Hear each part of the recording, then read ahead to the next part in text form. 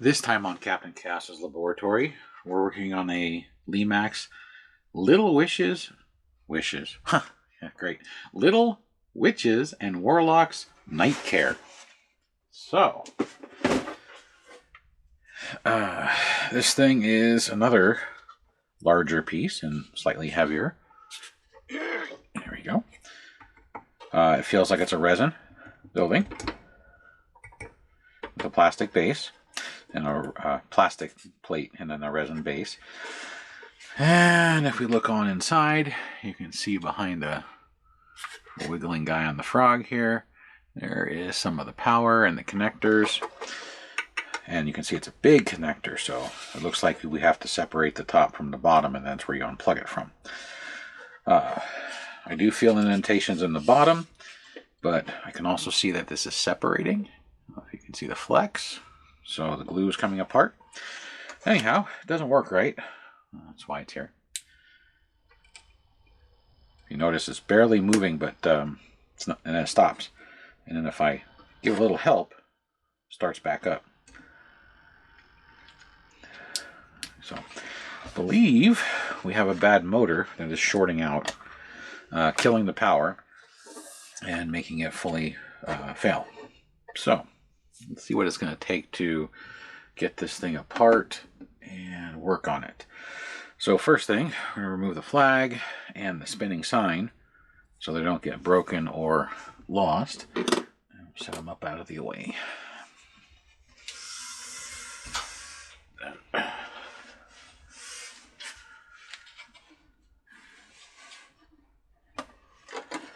Then since the bottom is separating, I'm going to try and take a sneak peek in here and see what I see.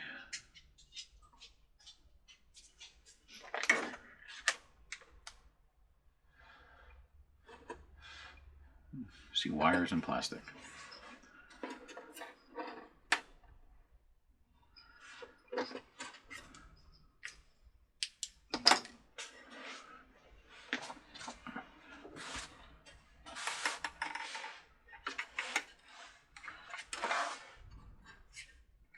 I'm also now going to just check the bottom.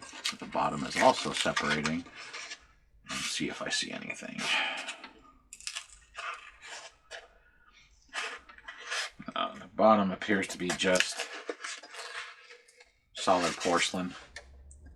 Yeah, the bottom's porcelain. But you can hopefully see it's just indentations from the casting, probably to make it a little bit more structural and to lighten it. Just another heavy piece. All right.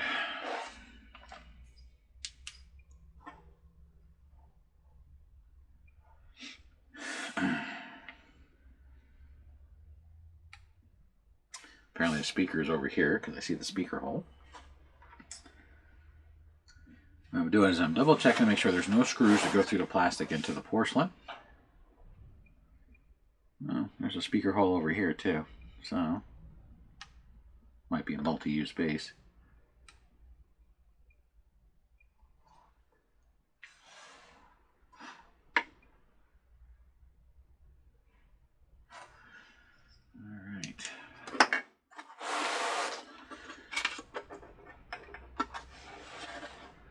The house is also separating from the plastic, so the glue is definitely breaking down.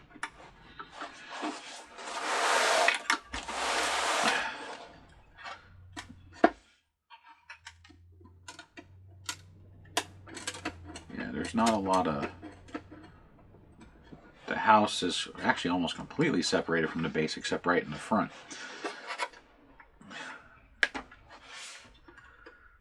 Now let's see if we can possibly get the plastic to separate and see what's inside and see if we can get this thing fixed.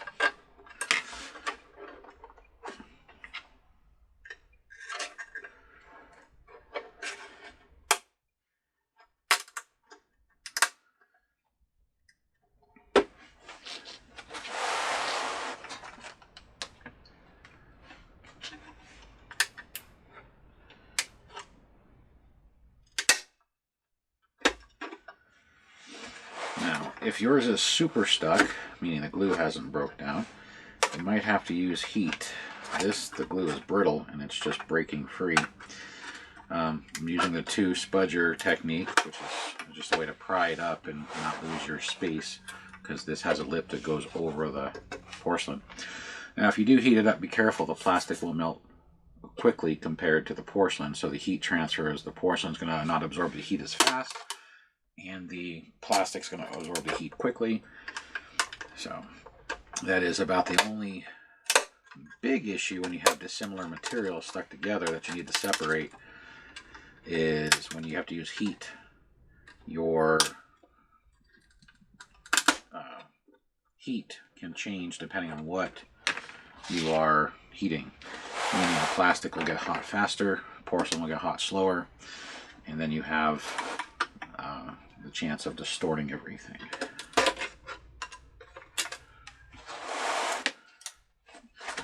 So it looks like the only spot is right here in the front corner.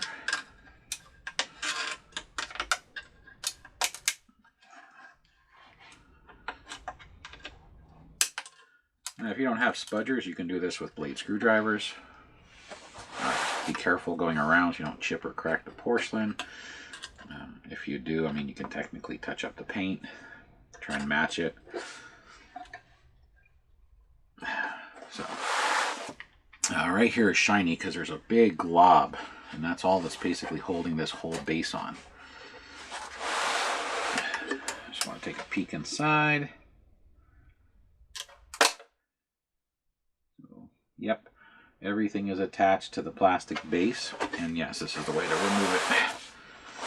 So now, let's see if we can get this one to come off, or we might have to do the heat trick.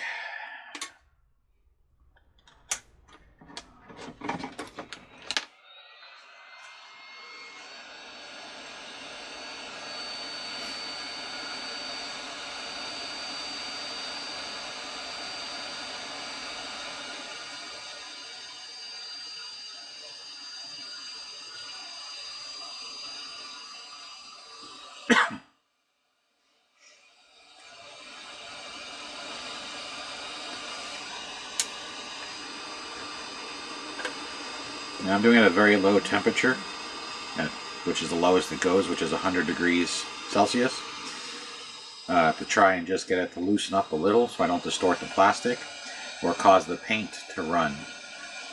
The heat on porcelain can cause the paint to actually sheet off. You got to be careful with how much heat you apply and how long. Try to always keep your heat moving, even if it's only an inch at its back and forth. You just don't want the heat concentrated, because you will melt things. So.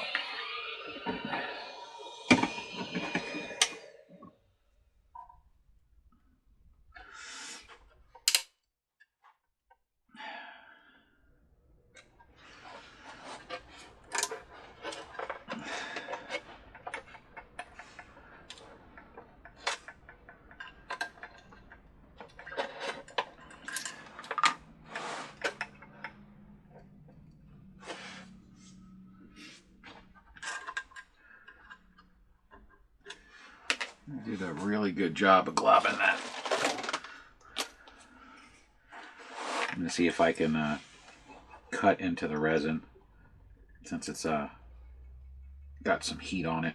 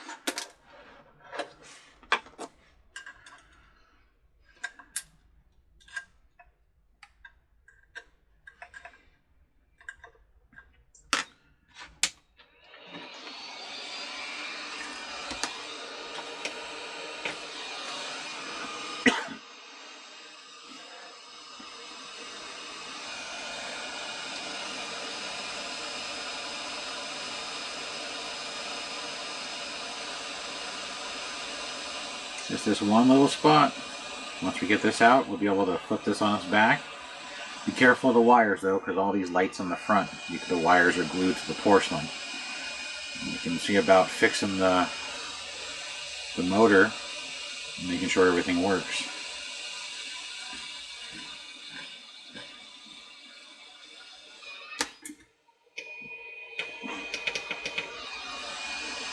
Give it just a little bit more temperature.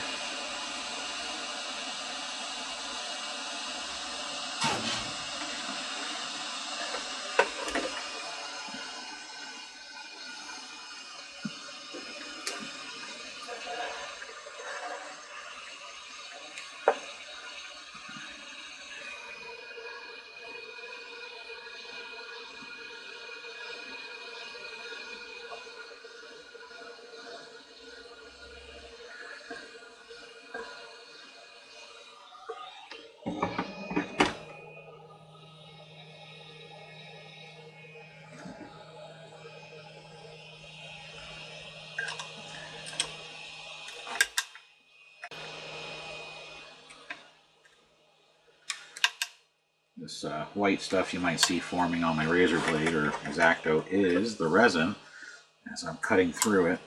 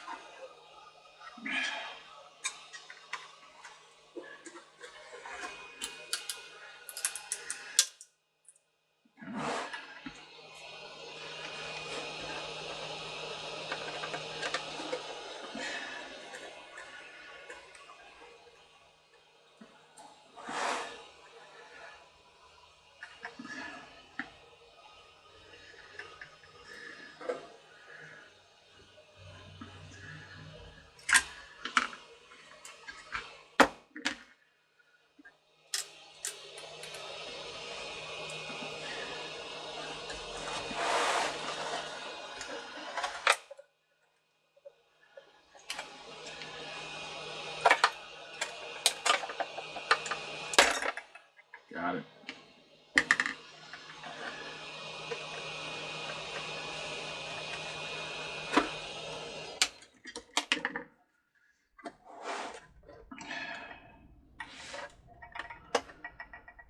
We just need to get the wires that move.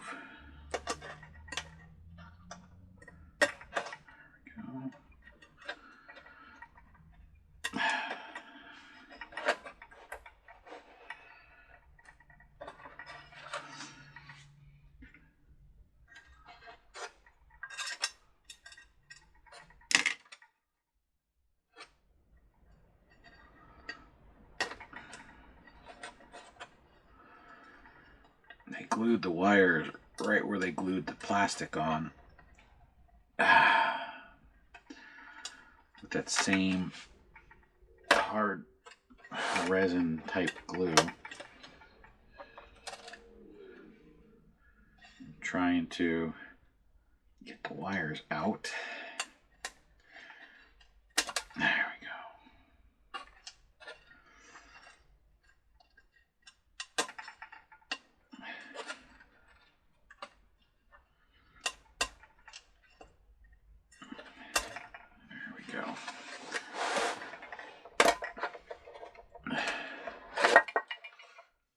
All right.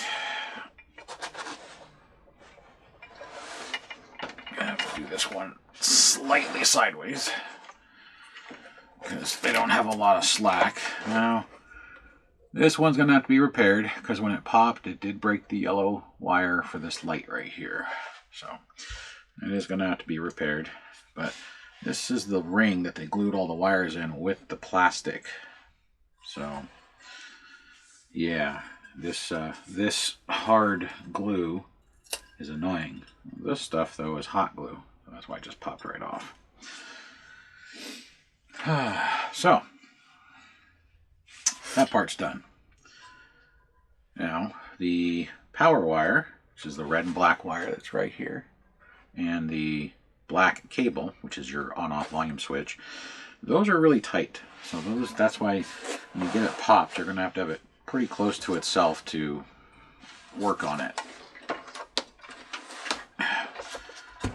By elevating this onto the foam and putting this flat, gives me a little bit more slack. On the bottom, there are 5 screws on the top layer, and then I see at least couple more screws on the bottom.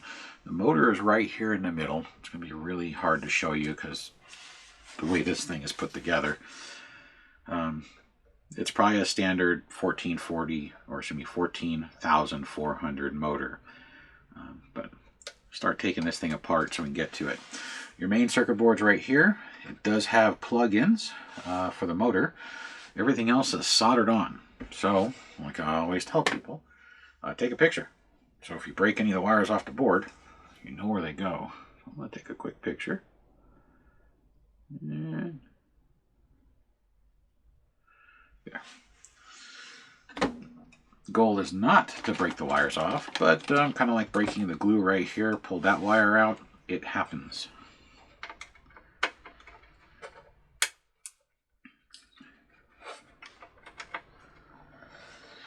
And I know I just mentioned every once in a while about people who prefer porcelain over plastic and resin. The problem with porcelain when it gets older is it starts cracking.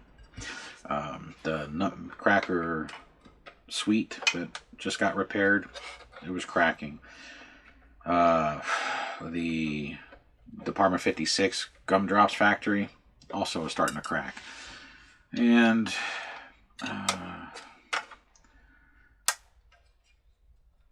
you can fill the cracks with glue if you can see them. It'll slow it down, but unfortunately porcelain gets older, especially when it's cast as it is. This it's not high end, and not to be derogatory towards these companies, but when it dries out, it cracks. I know it's already dried out from the kiln process, but it age and heat. So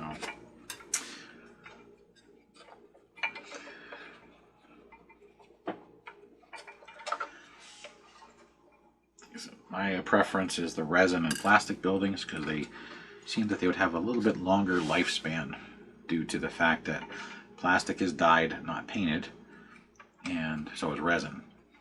Or resin can be. A lot of resin's painted, like this is painted. That's actually porcelain.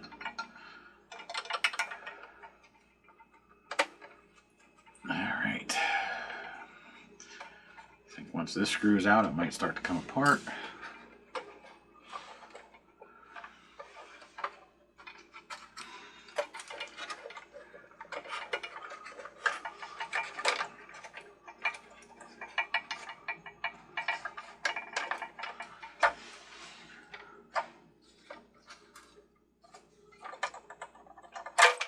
There we go.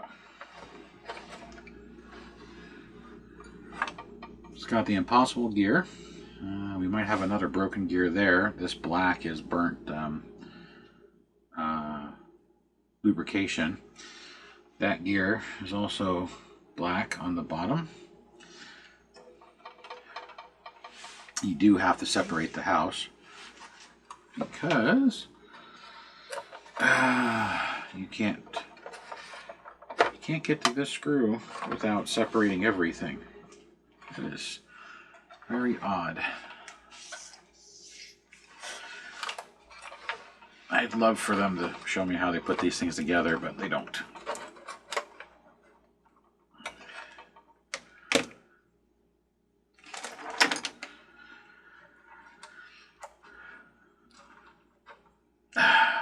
So this Molex connector unplugs, and now we can remove the entire upper piece and set it off to the side.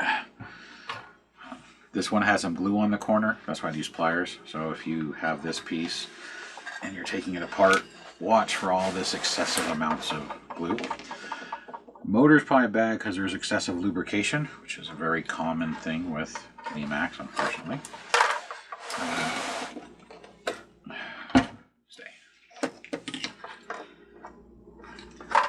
get that last screw out.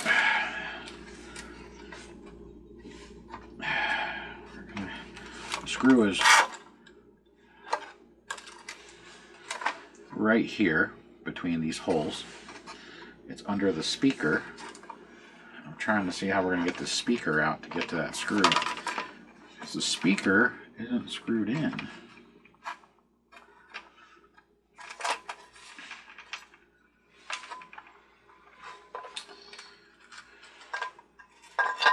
So there we go. So there's the bottom. Now that's out. There's your motor.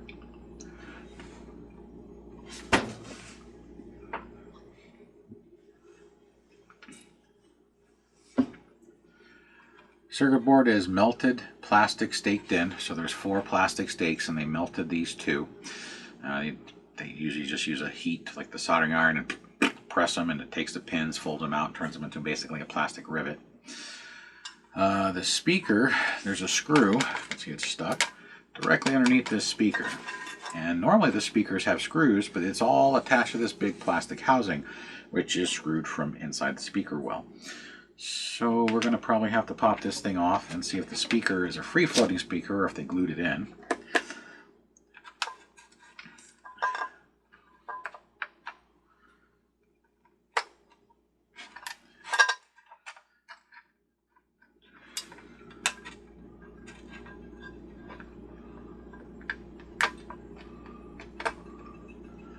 So it's just held on with some clips. And the speaker is free float, and that screw comes from the top. There's the screw that's holding this all together. So let's put that speaker back in. Let's pop this cover back on.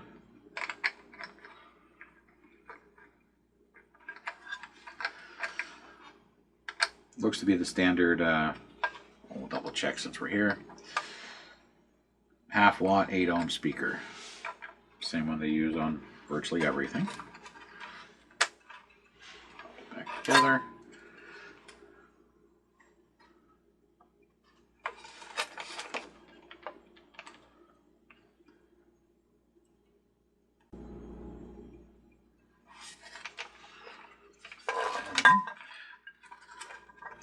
Those are 2 screws and I just missed it. Stuck right here where this hole is. There's no screw here, so it's probably got glue. So I'm going to try and pry it once I get the speaker back on, the speaker cover.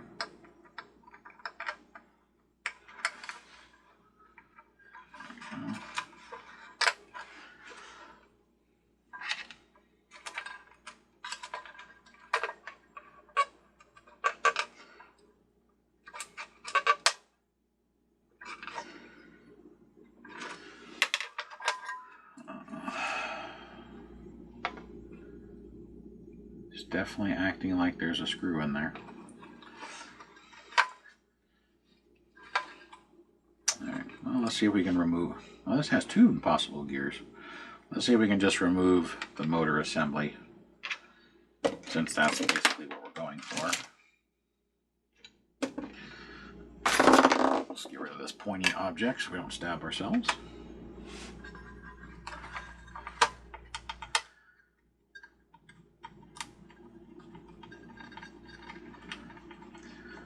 So I guess technically, if you can get the house off, you can do all this from the top without removing this plastic base now that we've taken it apart.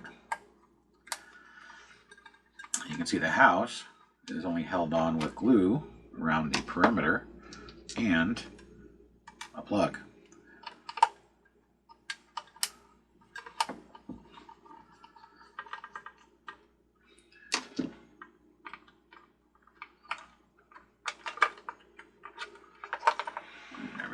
So yeah, so this big plastic disc on the bottom, you do not have to remove to get to the internals of this, just the house.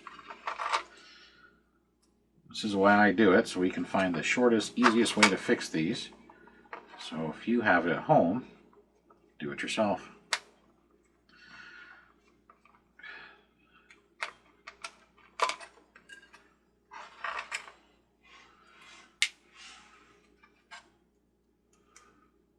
So I'm going to screw the plastic back on the bottom.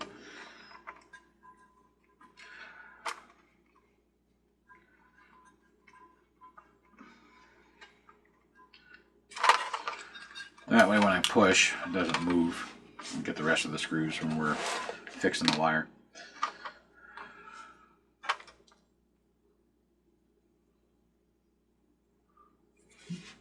Surprisingly, the belt's still pretty decent.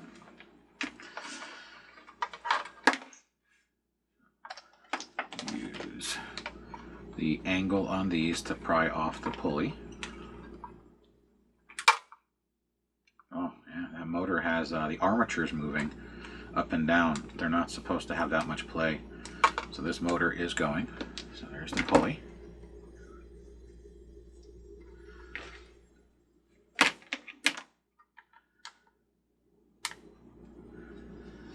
And I mention this every time.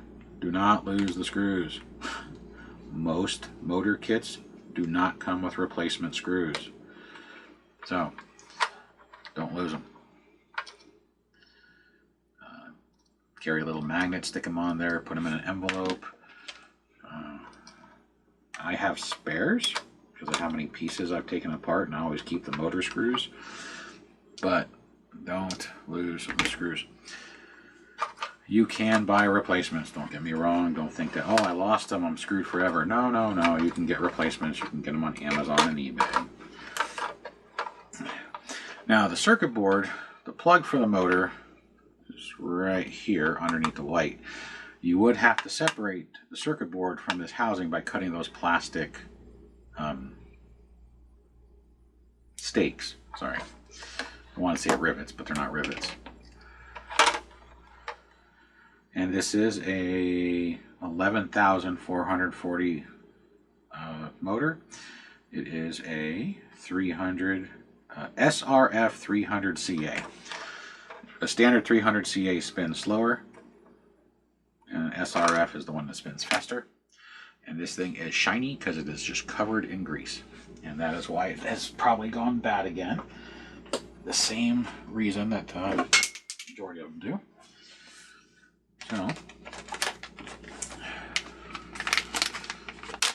here's a new package of the RF 300 CAs.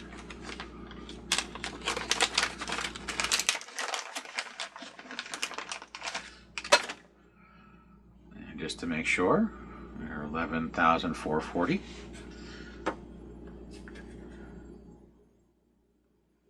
But what I'd like to do is plug it back in and make sure, I know the lights won't work up here because it's not plugged in anymore, but I want to make sure that the bottom works and it's just the one light that got damaged.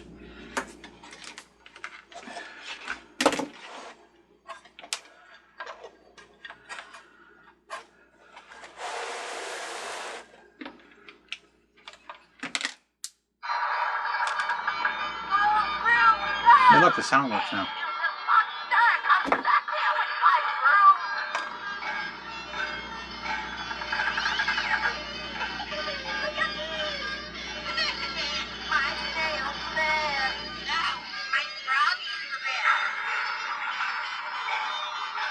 Yep, it's just the one light that got damaged.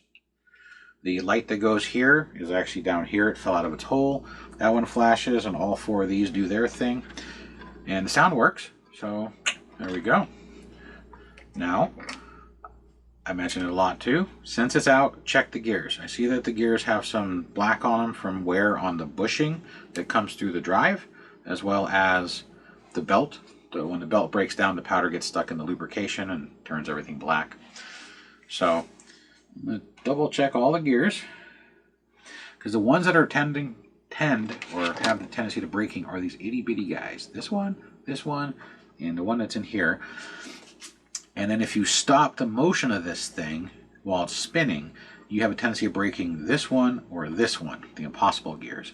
You won't break the big gear, you'll break the smaller step part, you'll break the teeth off. But with this way, the way it's set up, you're more apt to break these little 14 tooth gears here, and this one's a 10 tooth in here.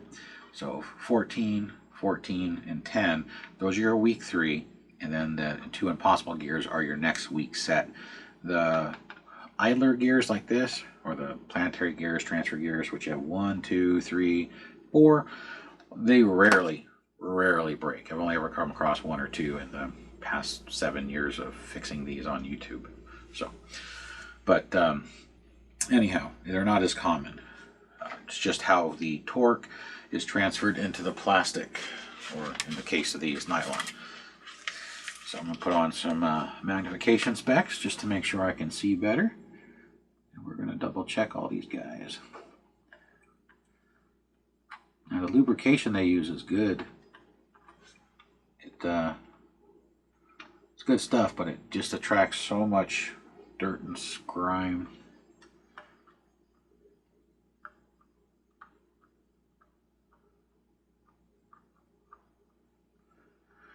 So as I spin this one, once I go all the way around and then look at the other one's teeth, that's why it looks like I'm spinning it 400 times. I'm spinning it so I can see full revolution on one and then a full revolution on the other one.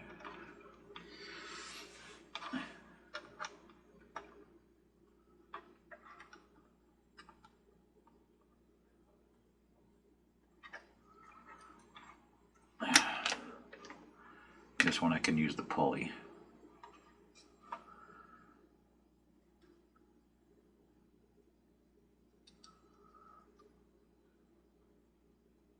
Surprisingly, all the teeth are good. I don't even have a lot of wear on them.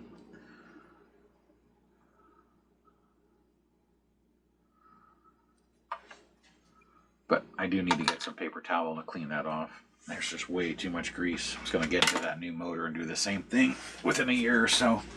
So let's grab some paper towel.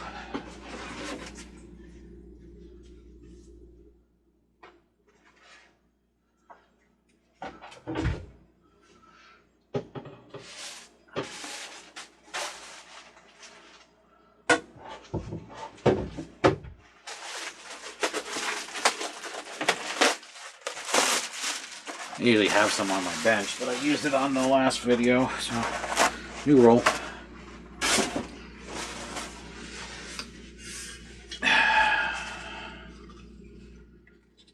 Basically, I'm not going to clean all the lubrication off. I'm just going to clean the lubrication off on the edge of the flange and where the motor screws in, because that's where the grease gets in there.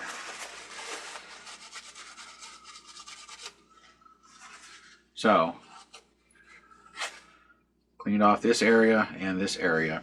The bottom you want to clean off as well, because if it gets onto the belt, it causes the belt to slip. Belts don't like to be lubricated. So, and I'm going to wipe off here, because that non-replaceable circuit board is right underneath, and there is grease all over the in face where the wires come out, or the out face of the wires, or the in face of the wires, whatever you want to call it. And I don't want anything getting on that circuit board, because grease is still a conductor. So we're just going to clean it up a little bit, and I'm going to replace the belt. I know the belt's still relatively good. Has a little bit of its shape stuck from being stuck in the teardrop pattern, but it's still springy. It's pliable. It's not breaking down a lot. But since we had to disassemble this whole thing, we're going to replace that belt. So I'm going to throw it in the garbage. I'm going to fire up the soldering iron. We're going to put this guy in.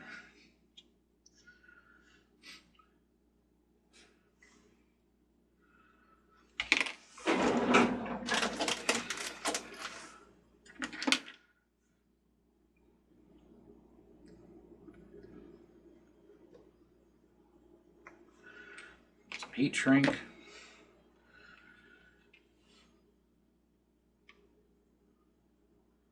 you don't have heat shrink, you can use glue, liquid or electrical tape,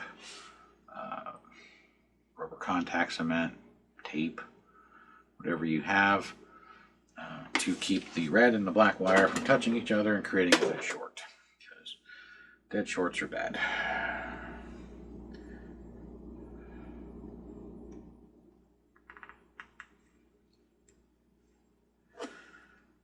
Just while my soldering iron is getting hot, I am now just stripping the wire. It's easier to slide the insulation on before you strip the wire. And then make sure when you do this that you feed it through its hole, the 2 wires. Now if you have it where you want to take the circuit board out, or your circuit board came out because let's say those plastic pins broke, you can just unplug the board and do this outside and then feed the plug through that square hole. But since this board's in good shape, meaning it's not separating from the plastic pins, I'm not going to do that because that's just more work that's not required and increases the potential of you damaging something. And while I have this out, I'm going to go ahead and screw the motor in.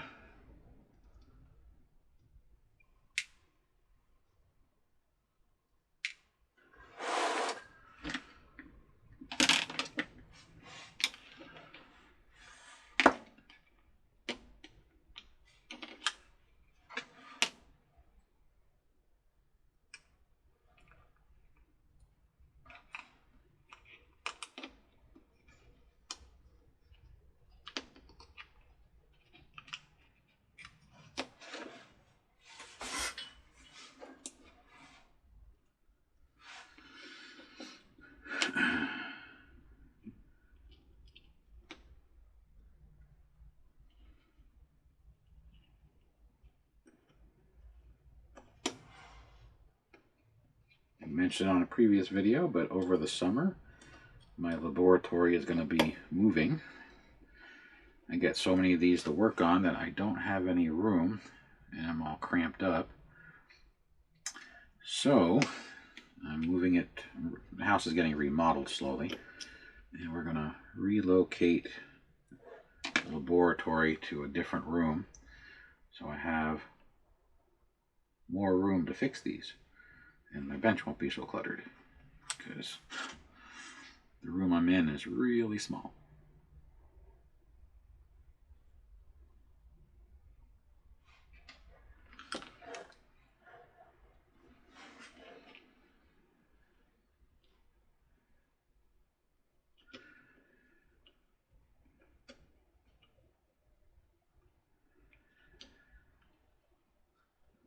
The only problem is going to be the acoustics.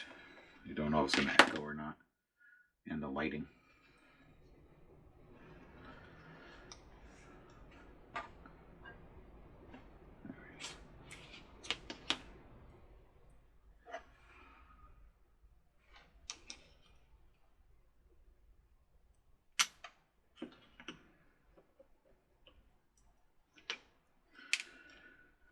On these motors, there's one screw hole that's out of sync with the other ones, and that's the one I keep finding.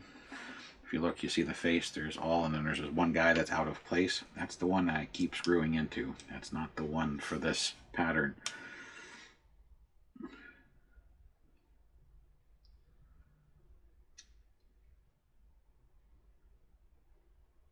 There we go.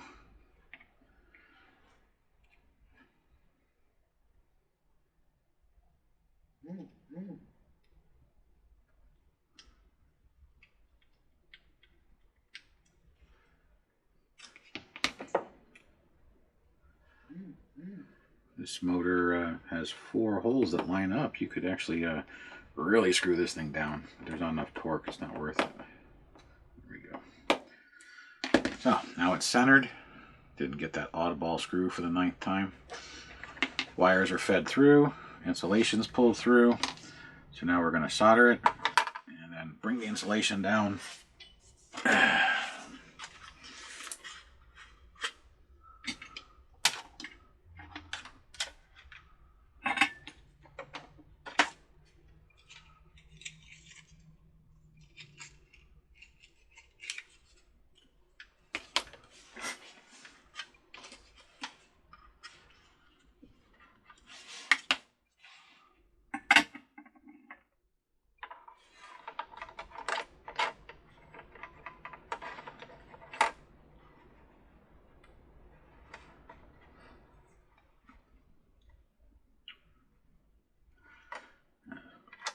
lot of people want to see how I do this with the room I'm in. This room is small.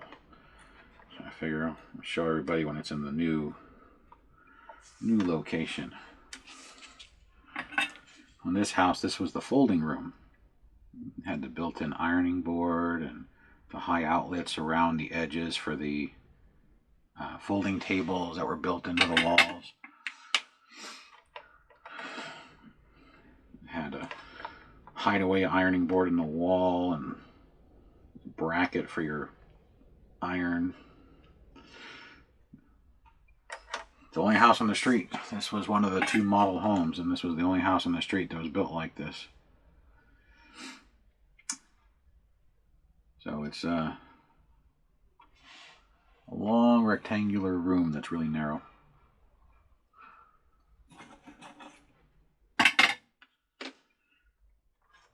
It's also the only house that came with a central vac, which a lot of people are jealous of. I don't know if y'all have had or have a central vac. They are nice. They're not as good as cleaning carpet as a corded vac, which is why I do have one of those for cleaning the carpeted areas. But that's one of the things in the remodel. There's going to be a lot less carpet, like almost all of it going. I don't like carpet. It's nice when it's new, but it holds too much grime and crap in it, and all you people that have pets out there know it's really hard to keep the carpet clean with a dog and a cat and the shedding and the whole 9. Heck, you could have ferrets. So normally just use the heat gun, but it's already cooled down, so I'm going to just hit this real fast with the lighter to shrink it. There we go.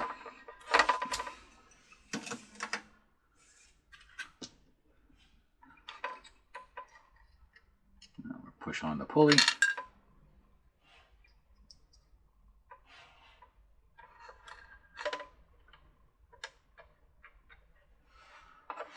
And let's get a belt.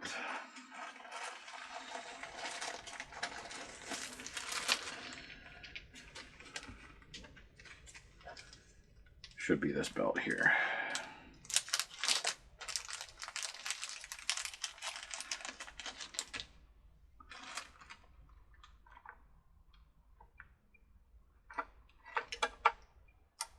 There we go.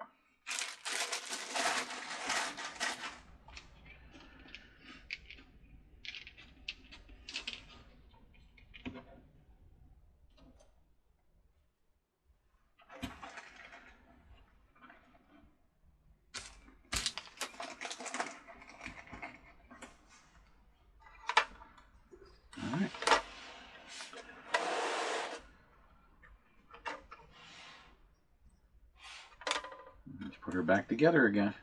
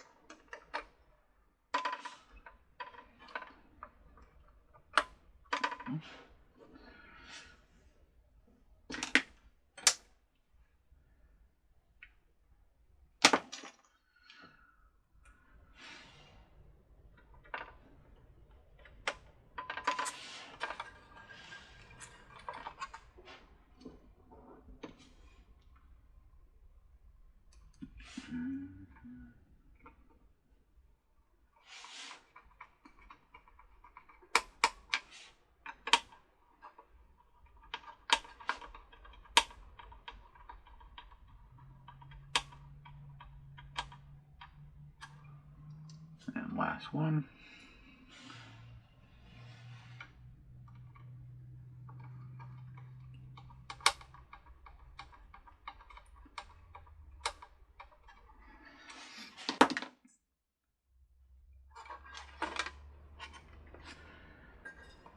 Now let's get these screws back in the bottom so we don't forget.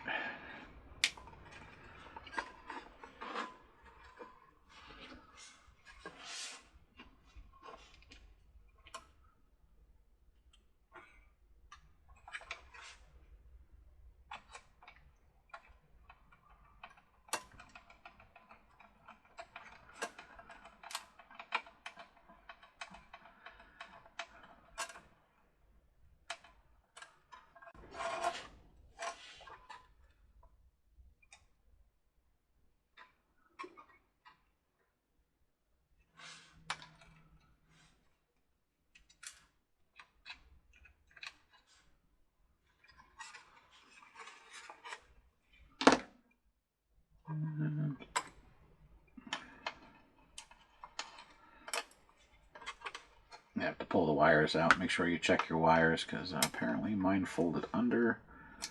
There we go. Like that.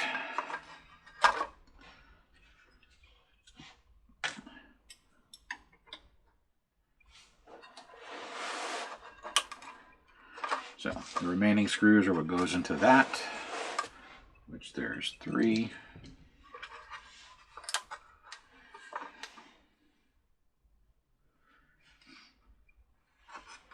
Now we just need to fix this light, which will actually be pretty simple. Surprisingly, it's just a solder joint that broke, and it's got really long connections on it.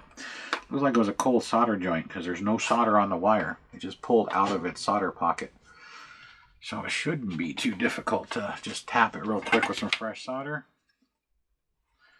I guess the difficult part is going to be trying to... there we go. Get it back upside down. So the yellow wire has no solder on it. All the solder is on the pin of the LED, which indicates it was probably a cold joint.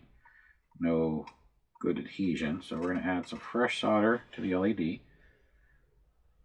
Fresh solder to the wire.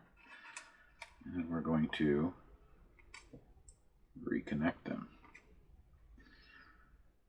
So now they're glued back together. I'm going to add a little fresh solder to the white wire because it is also a crappy joint. There we go. Perfect.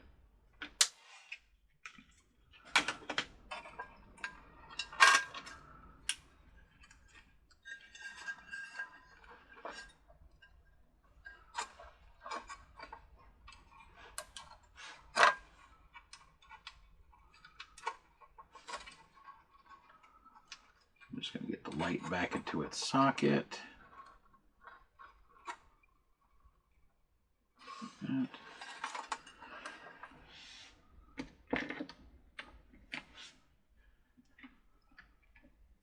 Make sure the light works before we start reassembly.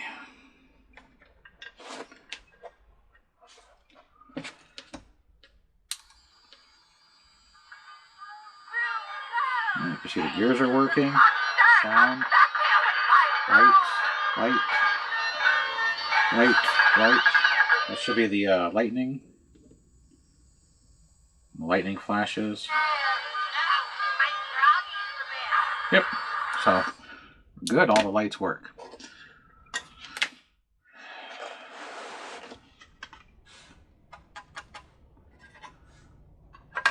You can see the adhesion was horrible. Where it's dull, that's where the house was glued. Where it's shiny, which in here is just over glue, but like here, here, here, here, it never touched the porcelain. Now you can scrape all this off, and it's going to be a pain. It always is a pain because it bonds really well to the plastic, and then re-glue it. I usually just leave this, and I'll explain why once I get the glue strings out. This will line up in the porcelain because the porcelain's not level, so it'll grab the porcelain here. This will grab the porcelain here. This whole section will grab the porcelain here because the porcelain casting is not flat. And then if you put a bead across the top, a thin bead on the flat dull areas and a thicker bead on the clear or shiny areas, then you will get a more even adhesion. Now it does lift the house up a 64th of an inch or 128th of an inch, depending on how thick you put your resin or glue on. Do not use hot glue. Do not use super glue, because those hot glue will stretch and separate, especially if you try and move the house by grabbing the house and sliding the whole base. Super glue will crack within a year and come apart. You need to use a really strong bonding glue or a resin. I use the Gorilla Clear Glue that has a 24-hour setup. It is virtually impossible to take it apart once you've done that, and that is a downside. But the upside is it's not going to fall off of its base. So I've tried different ones, and that's the one that I find works the best. Also because it dries clear and doesn't have this yellowish tinge. I know this has a yellowish tinge in the bottle. You're less likely to see any ooze out or over squeeze. And also for this base here, same thing. I'm going to put it together with this. And we're just going to hope it never breaks again. No, if it breaks, you can still separate it, but it is going to be more difficult. It will require heat, and it will take you more time. Now, if you want to use an inferior glue because it'll be easier to take apart, that is totally up to you. I try not to, because with the grease removed around this motor, being a brand new motor, this motor should last years. And I know that sounds like a short period of time, like, oh, that thing's 10 years old. Years meaning continuous use, meaning you never turn the house off. These motors are rated for continuous use. And I think the rating is like 2 or 3 years, which means you just turn it on, you let it run for 2 to 3 years, and it'll finally burn out the motor. Most likely before that, the dust and dirt in the air will get in here and bind up your mechanism well before that motor fails. The biggest failure of motors is this lubrication. Motors are not lubricated. Well, there are some out there that are, don't get me wrong. But hobby motors are not lubricated. There's no oil or grease in them, and if they get oil or grease in them or water, they will short out. So I have dealt with people that think that all motors need to be lubricated, and that is wrong. Do not do that. You're going to be replacing your stuff more often. So on this one, the adhesion was horrible. It's all stuck to the here. There's almost nothing stuck to the plastic except for right here where it chipped some of the paint off. But that paint chip is going to be nice in the sense that I can do this and line it up. And I know my corner is good. But what I want to do when I glue it together is not have these wires in the glue. So if it ever has to come back apart, you don't rip the wires out. Now, these wires will fit under the base where there's no moving parts. And I'm just going to tuck them under when I screw this back together. And then there's a pocket cut out in the porcelain for this light. And there's a pocket cut out in the porcelain for these two. So once you get it in, you can just set it down. But next step is to reattach that house center section. So same thing, we're gonna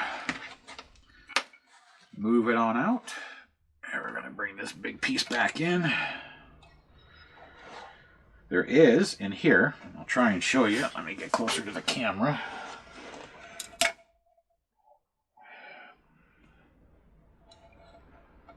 You can see there's circuit boards in there. There is 1, 2, 3 circuit boards. All right, 1, 2, 3. So,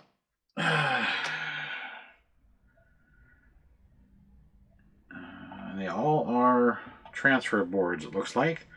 They just transfer the energy coming up into different light colors. So, before you forget, plug it in. So, tip the base, like so.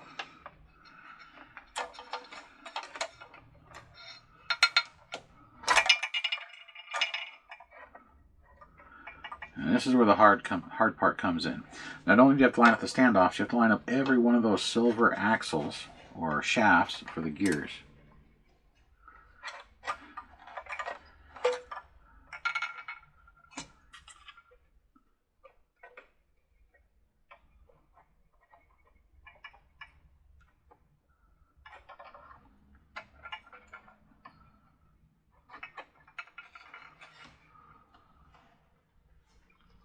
And I missed.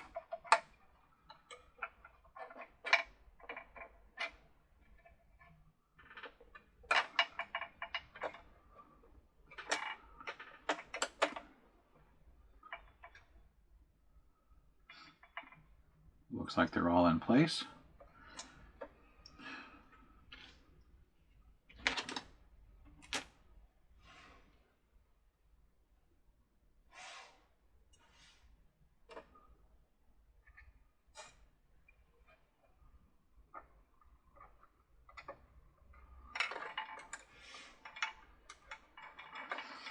Now if it's binding, don't just shove it in there. Do what you need to do to make it not bind, which means rotate it, move it around, turn the gears. Looks like they're all in. Just double checking.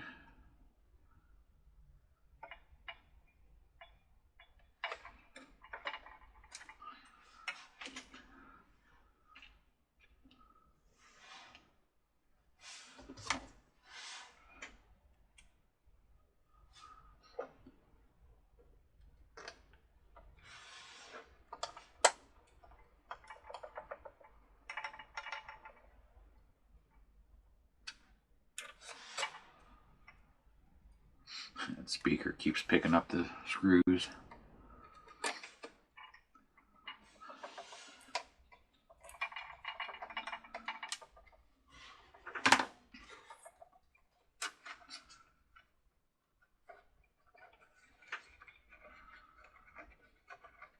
I'm turning the gears because it is binding. So I'm turning the gears to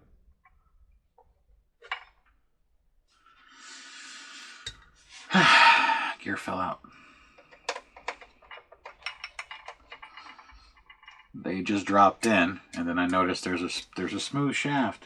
There's a smooth shaft because the gear fell out when I tipped it.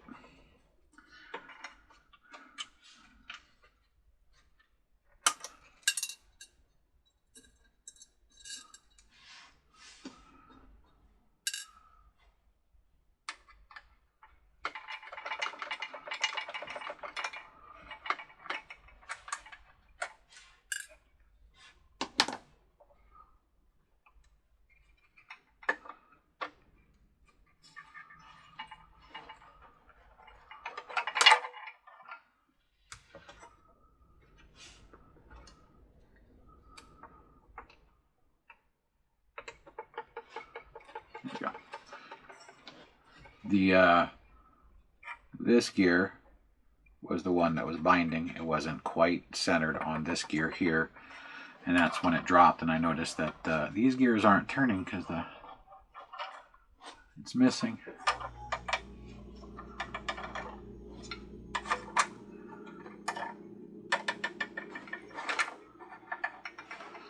Now, right in here is where I'm looking to see if all the shafts go into their respective holes.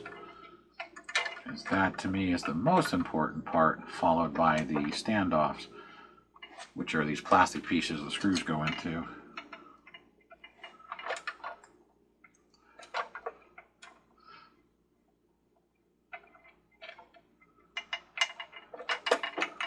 Okay, they're in, but they're not meshed, so I'm going to rotate the pulley, which will start to line up all my teeth, and then there we go. It drops right in. So,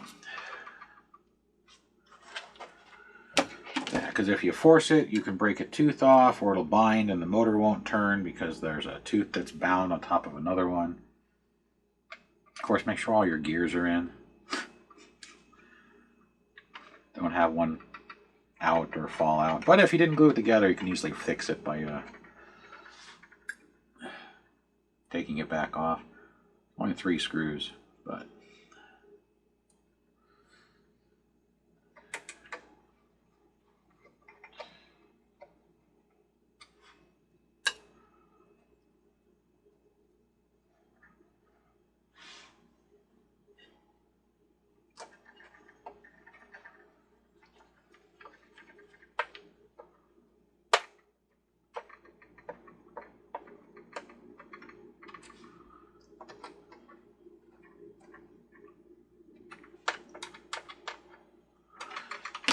and I'm just going to wash the gears one last time.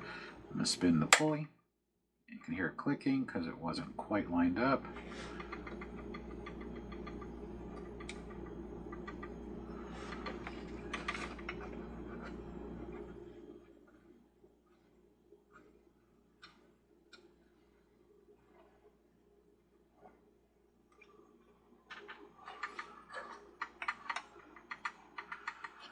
I think this track is out of alignment.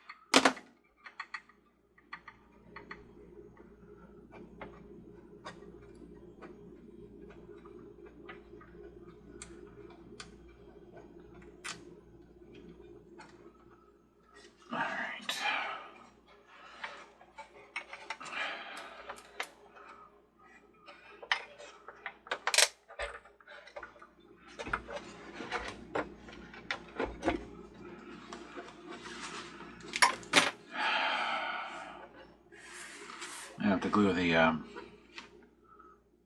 moon back on. Came off, but I want to make sure it spins in the right direction, because if the motor is wired differently, it'll spin backwards. Or in this case, not at all.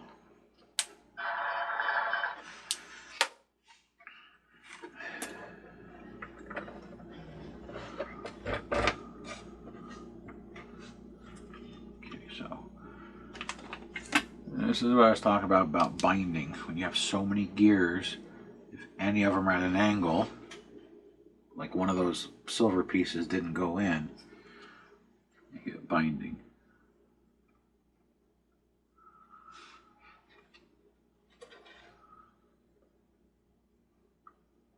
That's good, that's good, that's good, that's good.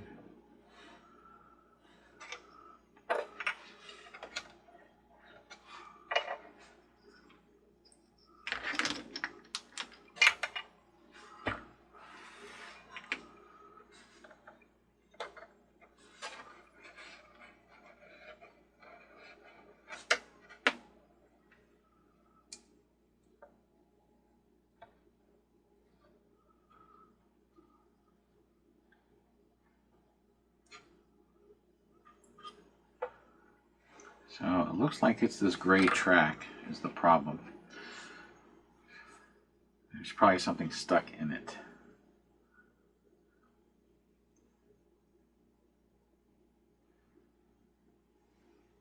That or the gear is actually broken and I can't see it.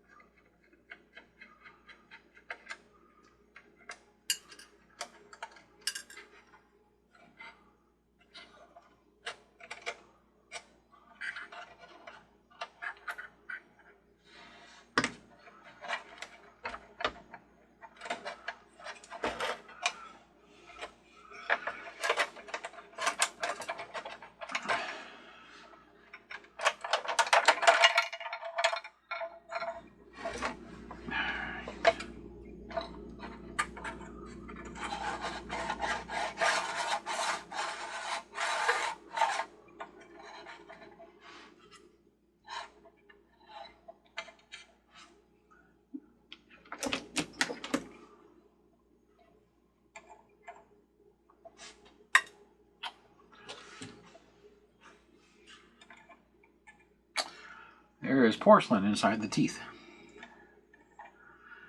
This is a piece of foam, but that piece I just removed a second ago is a piece of porcelain.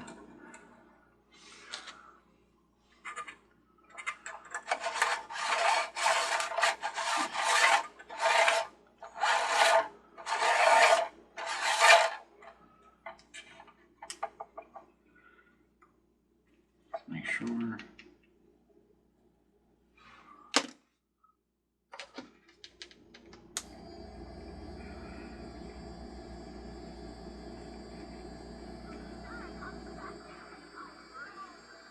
Those gears are working perfectly.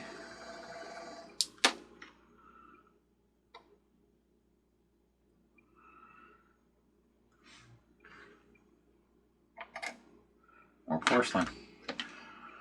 And this is another problem with porcelain, it chips and it gets caught and it's very, very tough. So that's just glue.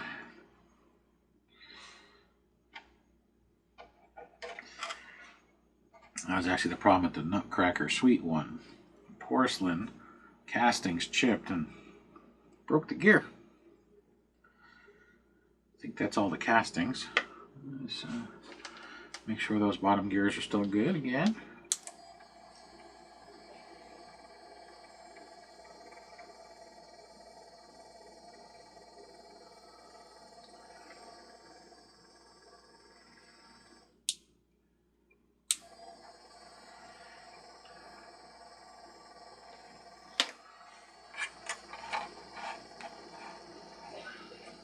Looks like the track's going to spin in the right direction.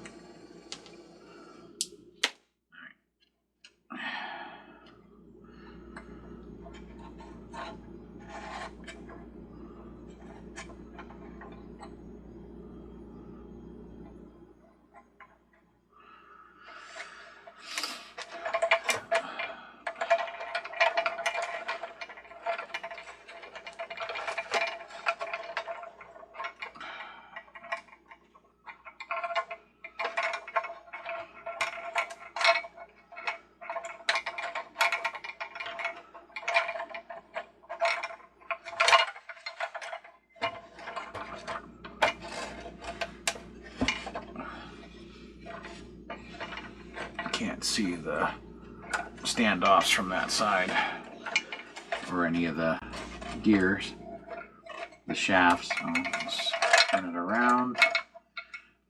Let's see if we can get it to drop in.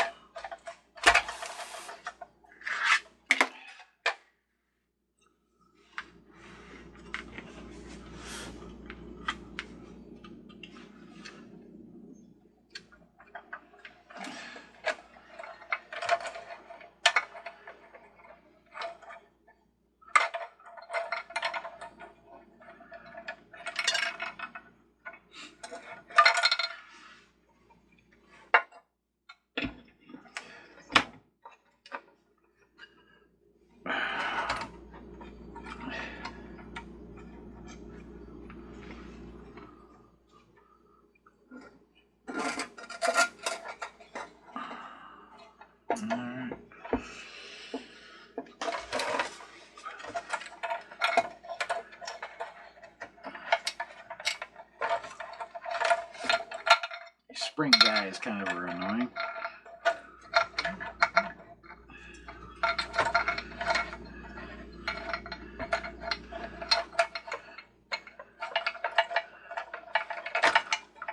There you go.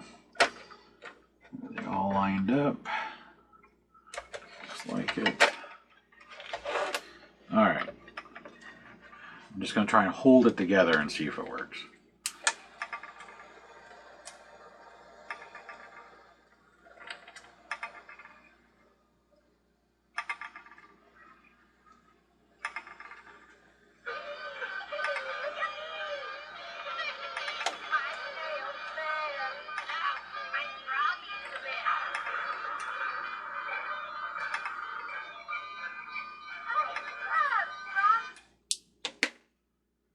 Holy smokes. So, make sure you check your porcelain castings for chips, pieces. Problem is the grease they use in here is white, which is standard. White and clear are the two. And porcelain's white. So it blends right in. You don't even see it in the grease until it gets caught in the gear.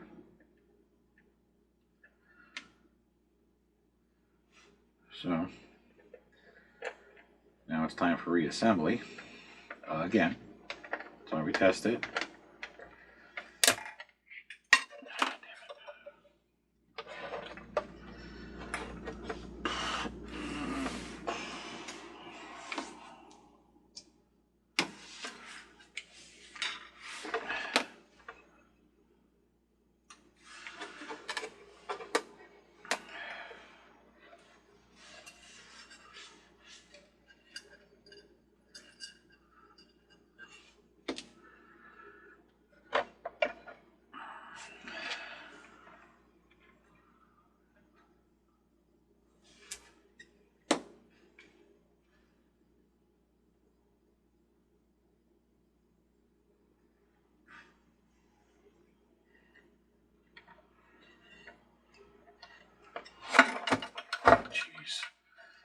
This thing is getting heavy.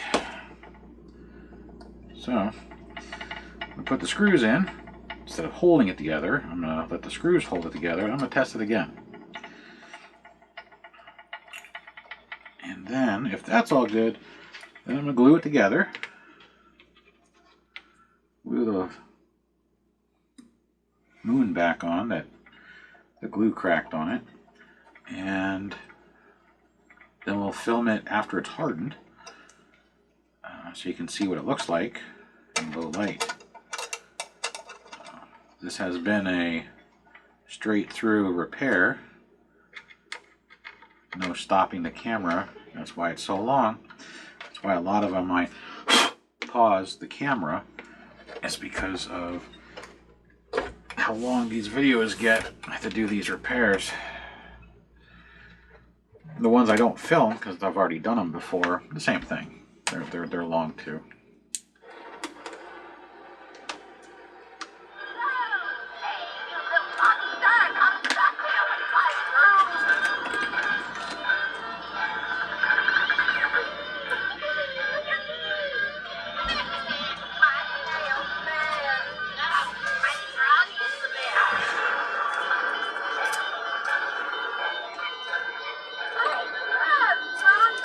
The moon's a fiber optic where it shines on the bottom of that base and makes the moon glow. So, there's that. Now the house is still attached to the front, so what I'm going to do is when I do glue this, I'm going to lift the back of the house up, I'm going to flex this plastic plate and squirt glue underneath it, and then push it down and wipe anything that comes out. But I'm going to let it run like this for a little while before I glue it to ensure it doesn't fail. I usually let them run between 20 and 30 minutes. So this thing's going to sit here on my bench and do its thing. And when I come back, it'll be done. Hopefully. No more issues. But it'll be back together again.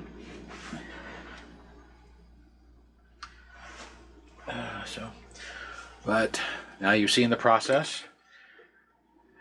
If you can separate the house, you can pretty much do most everything from the top. But if you can't separate the house, like this one's really glued on this center plate that doesn't spin, then separate the base and take it apart as need be. I just take it apart any way that's easiest for you, because as you saw, this one wasn't the easiest.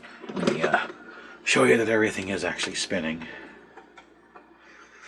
The flag doesn't spin. The flag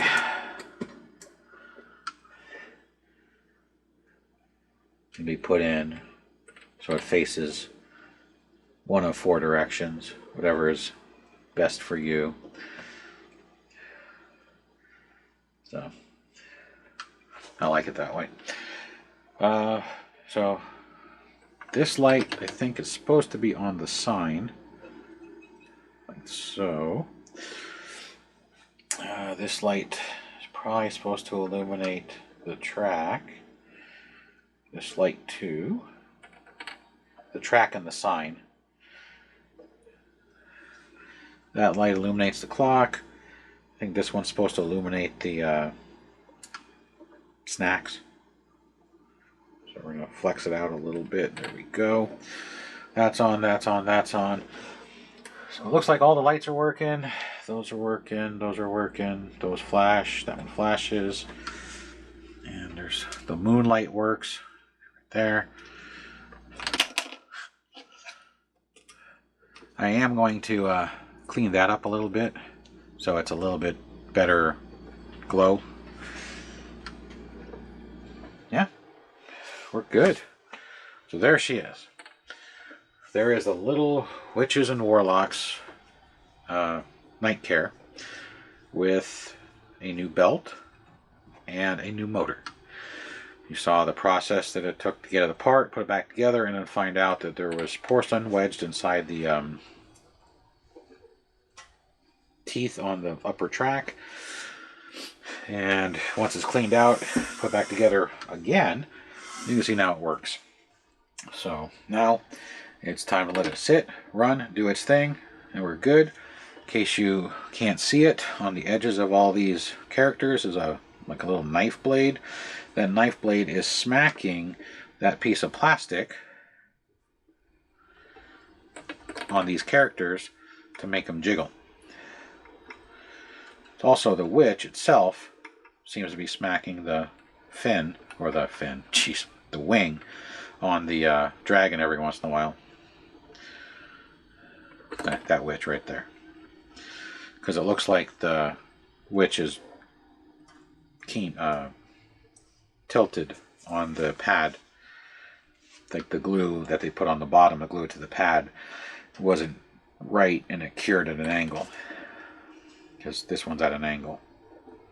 The pad's not, but the witch is. So, but that's how these guys jitter, in case you were wondering, because they're on a spring, is this knife finger smacks this blade.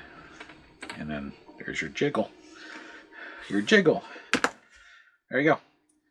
Alright, so we'll be back in a few. Well, for you it'd be instantly. For me it'll be tomorrow, because this has to cure for 24 hours. So, be back tomorrow morning. Do a low light. It'll be done. I'll link below where the belts come from. The belt I replaced it with. I'll also link to the motor. So if you need a 11,440 motor replacement. It's not like the reindeer corral that was just done. That one didn't use 11,440s. That one used about 8,900, or the slower ones. So it would spin slower than this. So when you buy motors, they do come with speeds. They're all listed as a 300 CA motor, but some are SRF or RF. Some just say 300. And if you read them, it'll tell you the 1 voltage. Usually they're 3 to 6 volts. And 2, it'll tell you the speed. And they're anywhere from 5,000 to 11,000 RPM. 11,440 to be exact. So I recommend these 8,900, 9,000 ones on like the Roundup, because they're slower spinning, but they have a higher torque, which means that it doesn't burn out as fast. Because the Roundup, Ghost Around, those spinning, lifting carnival rides, they have a lot of stress on the moving parts because of how much mass there is.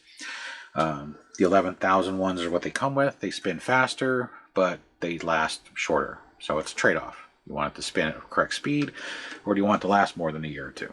So this one, if you were to put in a really slow one, it would probably look really stupid. They wouldn't be moving as quick, and the sign would be really slow, and it probably wouldn't look as good. And this doesn't have a lot of moving mass. It has a very thin track, not a large track, and it has a bunch of gears to do reduction to reduce the stress on the motor itself, which is why it has that long arc of gear packs or gear clusters. So other than that, it's decently put together. Paint job on the house is nice. I'm not a big fan of the porcelain, but it is what it is. You can see with it sitting before it's glued, you can't see the chip anymore because that piece of paint sits perfectly in. It helps as an alignment tool. The wires are no longer under this lip. They're inside. When I reglue it, I'll do the same. So that way, if it ever to be pried apart, something like this with its edge won't slice the wires and less likely to break the connection on the wire. So, all right. Actually, it was that one. So, anyhow, it's all good. We'll be back in just a moment.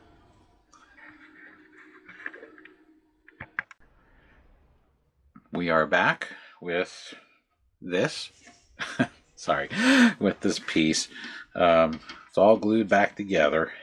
Finally.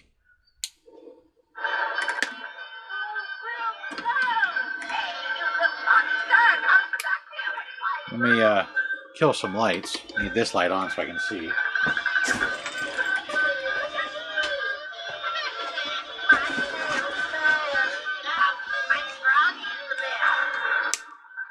There we go.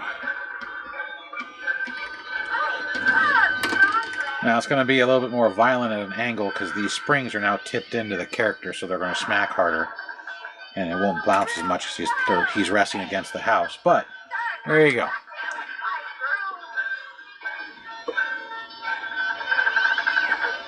So we now have a fully functional little Witches and Warlocks Nightcare. So it's an interesting piece. It's not a bad looking piece. I don't do the witch theme, but I would probably have this on my display because I like the lighting. How I base a lot of my stuff on is the lighting and sound. But there's the moon. You can see it's reattached. It should be a little bit brighter than it was before because I sanded the bottom of the... I'll turn the volume down.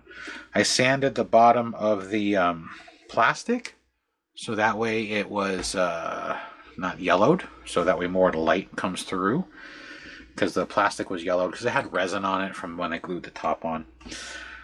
So that's cleaned up. New drive belt just because it was open. And a new motor. You got lights, you got animation, and we got sound. So there it is.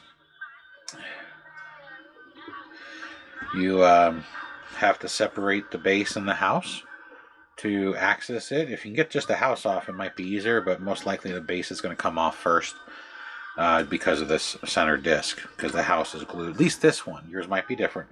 The glue right here is very thick, so if you can't get the front of this house off the center disc, you have to unscrew the center disc from underneath the outer disc. You don't have to worry about removing any of the bottom foam because it's nothing but porcelain casting. As you saw when it was opened, it's just a solid sheet of porcelain with a couple of hairline fractures in it. Realigning the house, since it didn't come off of this center disc, the house was never in its groove. I don't know if you saw that or paid attention to it when it was open for the glue, when I was showing you the glue. And so I just glued it right back down like I said. Had a little bit of squeeze out in the back, not much. It's actually not even noticeable. And then as far as this goes, I ran the bead all the way around, made sure the wires that go to these lights, these two, this one, and then go around to here, are not stuck in the resin glue, so that way if it has to come back apart, you don't have to worry about breaking the light and making this one non-function, or this one, or any of these three. These are easily repaired. These three are a little bit harder because they're under the porcelain lip, so the two oranges and the green, but they can still be repaired. So, but that's it. There it is. Back together, fully functional, ready to go back into its box and sent back to its owner. And she, or he, because I don't remember, should be happy that their Witches and Warlocks, or little Witches and Warlocks, has been repaired and is now ready for another season of display. So, until the next repair, thanks for watching. Have a good one.